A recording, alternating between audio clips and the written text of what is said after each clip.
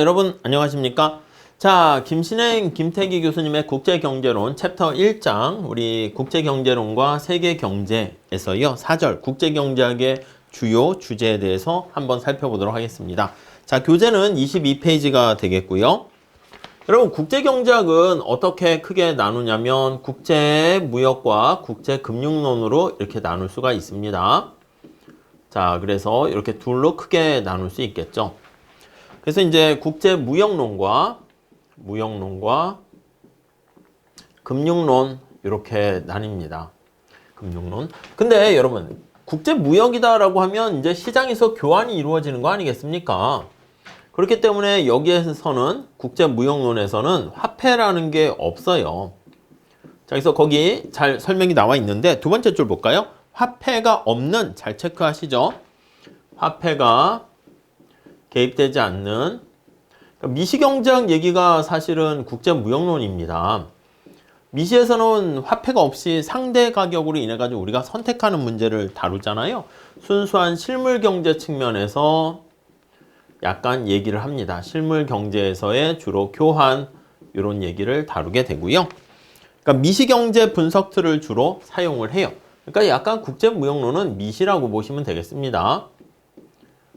자, 그리고 국제금융론은요, 화폐적 현상에 초점을 맞춰요. 화폐 교환 비율이 바로 뭐야? 환율 아니겠습니까? 그래서 화폐 현상에 초점을 맞춰서 화폐 경제에 초점을 맞추고요. 약간 그래서 거시경제 이론과 또 화폐 경제 이론, 뭐 그 거시라고 보시면 되겠죠.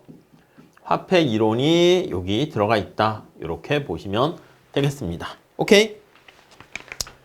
자, 그런 측면에서 국제경제학이 미시, 거시, 화폐금융론의 응용 분야라고 할 수가 있고요. 그러나 국제경제학은 국제무역과 해외투자 같은 국가 간의 거래를 주로 다루게 되는 거죠. 그래서 이게 경제 주체들, 소비자, 생산자, 물론 이제 국가 간에서도 수출과 수입하면 수출하는 국가가 생산 공급자가 되는 거예요. 그 수입하는 국가가 이제 소비자가 되는 것이고요. 국가 간의 거래에 좀 초점을 맞추고 있죠. 자, 그래서 그런 측면에서 일반 경제학과 구분이 된다 얘기하고 있고요. 국제경제학은 독립적인 주권 국가 간의 경제적인 상호작용으로부터 발생하는 재반 문제들에 관심이 있는 거야. 국가 간의 거래가 되기 때문에 주권 국가라는 표현을 쓰고 있습니다. 자, 그래서 거기 보니까 개방이 확대되면서 세계가 통합되는 가운데 국제경제 이슈는 더욱더 관심을 갖게 되는 것이죠. 자, 구체적으로 국제무역론 뭐뭐를 다루는가 한번 살짝 보도록 할까요? 국제무역론 이렇게 있습니다. 이렇게 보시면 자, 우선 23페이지가 보시면 첫 번째는 무역의 패턴에 관심이 있어요. 무역의 패턴. 아니 이게 무슨 말인데? 지금 앞에서 말씀드린 것처럼 어떤 사람이 생산자가 되고 어떤 사람이 소비자가 될 것인가 이것처럼 어떤 사람이 수출 국가가 되고 어떤 사람이 수입 국가가 될 것인가 그 얘기를 하는 겁니다. 그래서 어떤 국가가 누가 수출을 담당하고 수입을 담당할 것인가 수출을 할까 예, 그런 얘기를 한다는 것이죠. 그게 바로 두 번째 줄에 나와 있는 비교위론 이렇게 돼 있습니다. 특히 리카르도의 비교위론 이거는 이제 노동의 생산성이 바로 비교위의 원천이다 이렇게 얘기하는 것이고 노동의 생산성이 바로 비교위론의 원천 이게 리카르도 모형이라 할 수 있겠죠. 자, 근데 비교위론의 결정 모형에서 헥쇼올인 정리 이거 볼 겁니다. 요소 부존도의 차이 요것도 볼 거야. 생산 요소가 노동이 많냐 자본이 많냐 그거에 따라서 부존도에 의해서 비교위가 결정된다. 그게 헥쇼올인 정리가 되겠죠. 또 다음 단락 보시면 현실 세계에서는 아니 요소 부존도가 유사한 선진국 간의 무역이 요소 부존도가 상이한 선진국 후진국 간의 무역보다 그러니까 선진국끼리 무역하는 게 선진국과 후진국 간의 무역하는 것보다 더 활발합니다. 그래서 지금 얘기한 이러한 비교위론 가지고 설명하기가 애매한 게 있고요. 그래서 등장하게 되는 게 이건 약간 느낌이 두 산업 간 무역하는 거야, 교역하는 거야. 근데 산업 간이 아니라 산업 내에서, 그러니까 우리나라도 보면 자동차 시장에서 독일 자동차들이 수입이 되지만 독일에 수출도 합니다. 그게 바로 산업 내 같은 인터가 아니라 인트라 이렇게 얘기하는 것이죠. 아니 그래서 어떻게 이렇게 산업 내 무역이 이루어지냐라고 하면은 거기 보시면 생산 측면에서는 규모의 경제나 생산 공급 측면이라 할 수 있겠죠. 생산 측면에서는 규모의 경제, 그러니까 대량으로 생산할수록 비용이 단가가 하락하게 되니까 예, 규모의 경제 이득을 누릴 수 있고요. 그 다음 제품의 차별화. 제품이 남다른 거야. 그래서 제품이 이질적이고 차별화돼 있어서 소비자들의 선호를 잘 이렇게 맞춰줄 수가 있는 거죠. 요거는 이제 생산, 공급 측면에서 우리가 얘기를 할 수가 있고요. 그리고 또 수요 측면에서 얘기를 할 수가 있습니다. 그래서 수요 측면에서 얘기할 수 있어요. 자, 이거는 거기 보시면은 소비자들의 다양성. 그래서 다양성, 선호가 다양한 거죠. 다양한 선호. 그러니까 이제 위에 나와 있는 차별화. 이제 차별화는 차별할 수 있는가라는 생산 측면에서 표현을 한 거고 소비자의 니즈, 선호 이런 것들 네, 가정하고 있습니다. 첫 번째는 무역의 패턴에 대해서 관심을 갖고 있고요. 두 번째는 무역의 이익이 관심이 있습니다. 무역의 이익. 이렇게요. 자, 우리가 자급자족하는 것보다 국가 간의 교육을 하게 되면 효율성이 올라가게 됩니다. 그래서 수출 국가뿐만 아니라 수입 국가 다 이득을 얻게 됩니다. 근데 이 이득을 얻었을 때 국가 전체적으로는 플러스 이득이지만 이 이득이라는 게 그 사회 구성원들한테 골고루 쉐어가 될 수 있는가? 그게 아닐 수도 있다는 것이지. 자, 그래서요. 거기 한번 보시면 두 번째 줄 한번 볼게요. 수출할 상품이 전혀 없어 보이는 생산성이 낮은 국가나 자원이 거의 없는 국가도 반드시 수출할 상품이 있고 그게 이거랑 연결되는 겁니다. 절대 우위론이 어느 측면에서 두 나라 XJ, YZ에 대해서 모두 절대 우위를 가지고 있는 그러한 상황일지라도 이렇게 비교 우위론에 의해서 이렇게 교역을 하게 되고 교역을 하게 되면 이렇게 상호 이득을 얻을 수가 있다. 이렇게 보시면 될 것 같습니다. 오케이. 자, 그래서 2차 세계대전 이후에 가트와 WTO를 중심으로 해가지고 무역장벽을 완화하기 시작했습니다. 그래서 가트와 그리고 WTO 요걸 중심으로 해서 무역과 관련된 장벽을 제거하거나 완화하는 노력들을 많이 시도하고 있었죠.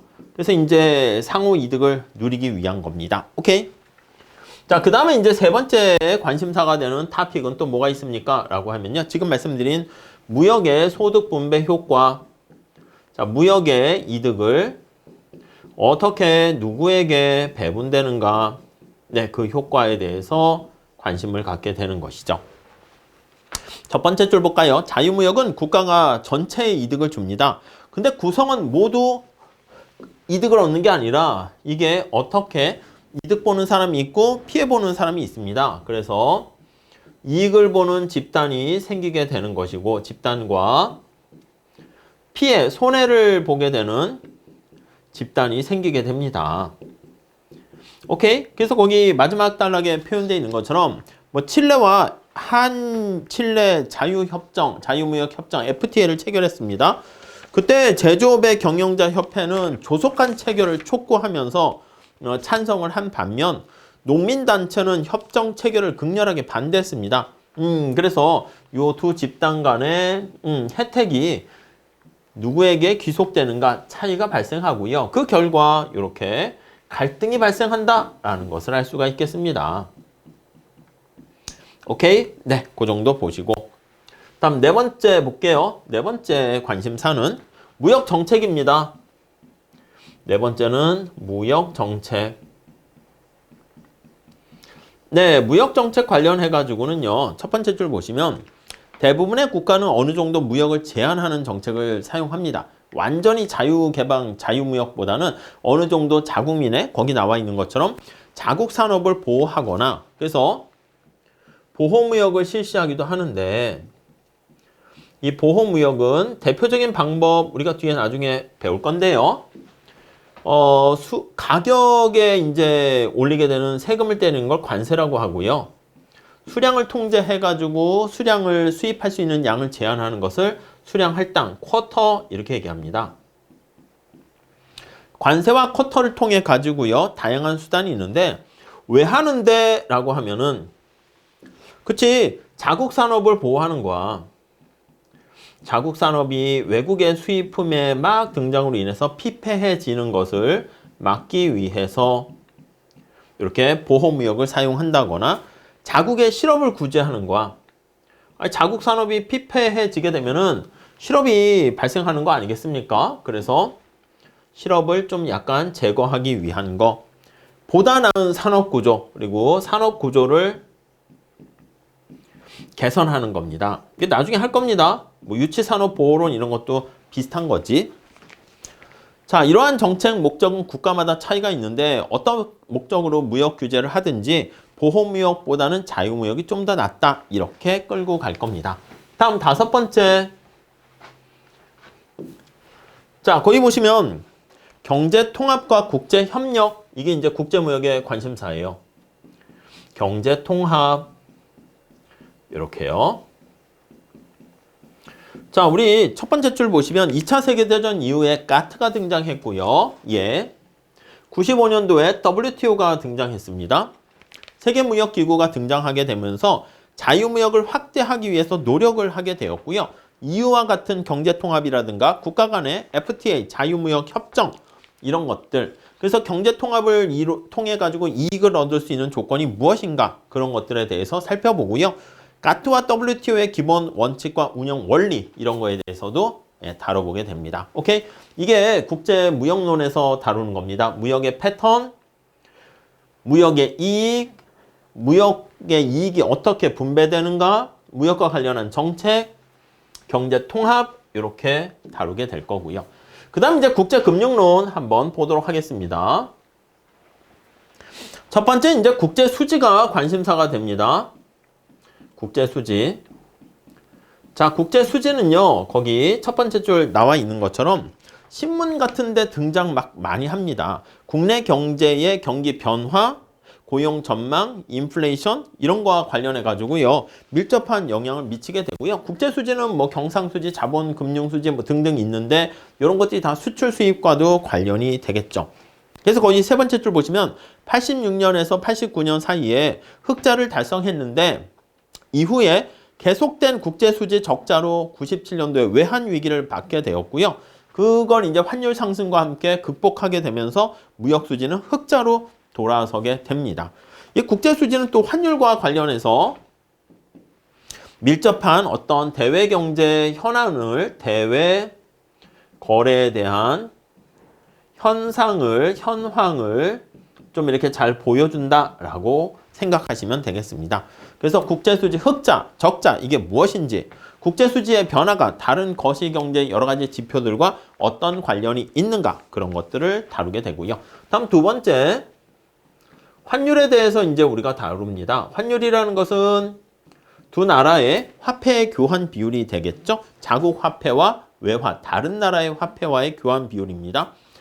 환율이 올라간다. 주로 이제 미국만 있다고 할게요. 그래서 미국의 환율, 달러의 가격이 올라간다. 그러면 해외여행을 앞둔 여행자는 여행 경비가 증가하니까 싫어해.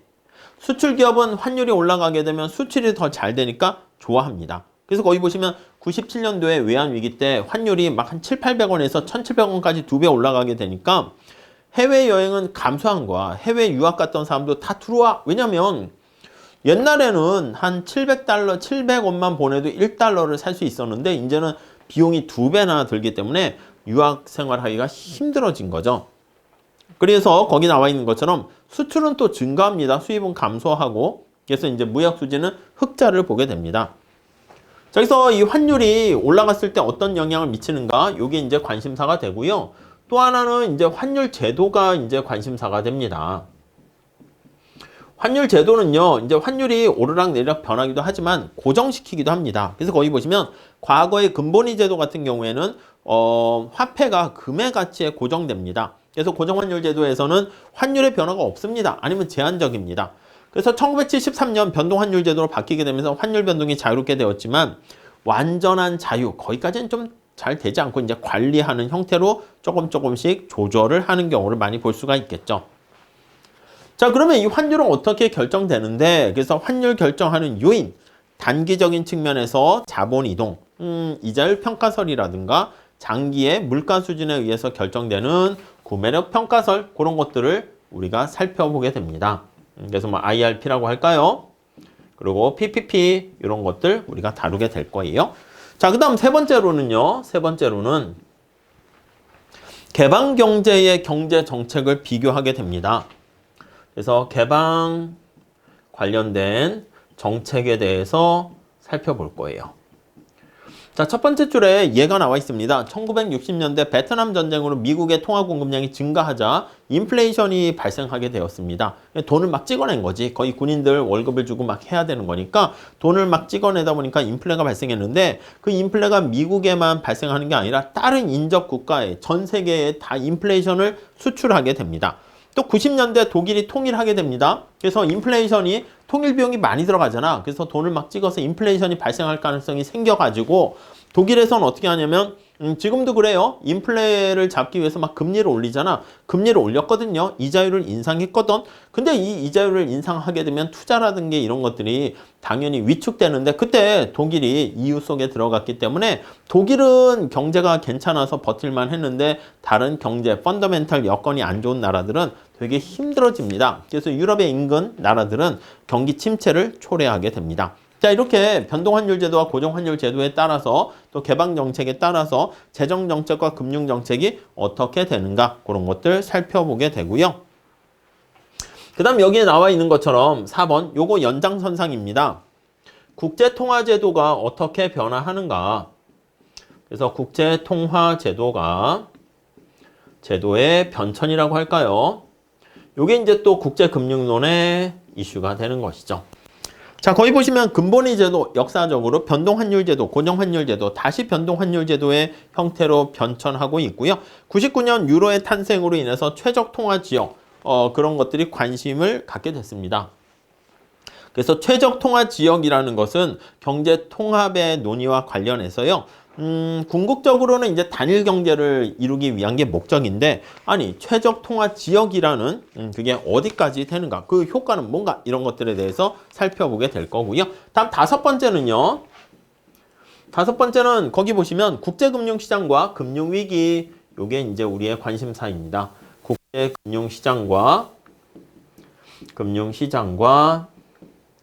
금융위기 예전에 이제 실물 부분에서의 어떤 위기가 많이 있었으면 최근에는 금융시장의 위기가 실물 부분에 파급시키는 그런 현상도 많이 생깁니다. 1980년대 남미의 외채 위기, 94년 멕시코의 금융위기, 97년 그간 건실한 경제로 알려졌던 한국을 비롯한 태국, 인도네시아 등의 아시아의 경제 위기가 있었는데 국가 간의 자본 이동이 자유롭게 되면서 전염이 되었다라고 보시면 될 것 같습니다. 그래서 자유무역의 확대와 자본의 자유화로 국가 간의 상호 의존성이 높아지게 되고요. 또 중동의 석유 수출 국가들은 돈을 많이 벌었단 말이야. 미국에서 달러를 많이 벌어들인 다음에 이걸 다시 선진국의 은행에 예치합니다. 그럼 선진국의 은행에 예치하면 은행에서 이 돈을 예치된 저금이죠. 예금된 거를 뭔가 대출을 해줘야 됩니다. 아시아나 남미의 정부나 기업에게 빌려주게 되었고요. 그 다음 60년대 이후에 유럽의 유로 달러 시장과 같은 거대한 국제금융시장이 형성되었으며 미국과 관계없이 유럽에서 미국과 상관없이 달러가 거래되는 매일 대규모 거래가 되는 모습을 우리가 볼 수 있게 되었습니다. 국제 자본시장의 거래에서는 국가 간의 화폐 가치의 변화로 인해 가지고 발생하는 위험 그래서 그거의 화폐 가치가 확 변화하게 되면서 투자에 대한 위험이 또 존재하게 되는 것을 알 수가 있겠습니다. 자, 그래서 우리가 이번 시간에는 국제경제학은 크게 국제무역론과 국제금융론으로 나뉜다는 걸 살펴봤고요. 국제금융론은 무역론은 이런 걸 다루고 국제금융론은 이런 것들에 대해서 우리가 다룰 거다라고 보시면 될 것 같습니다. 밑에 5절의 본서의 구성은 그냥 앞에서 얘기했던 것을 간단하게 챕터별로 설명하고 있는데 그건 여러분들이 읽어보시면 될 것 같습니다. 자, 이렇게 정리하시고 다음 시간에 챕터 2장 같이 공부하도록 하겠습니다. 감사합니다.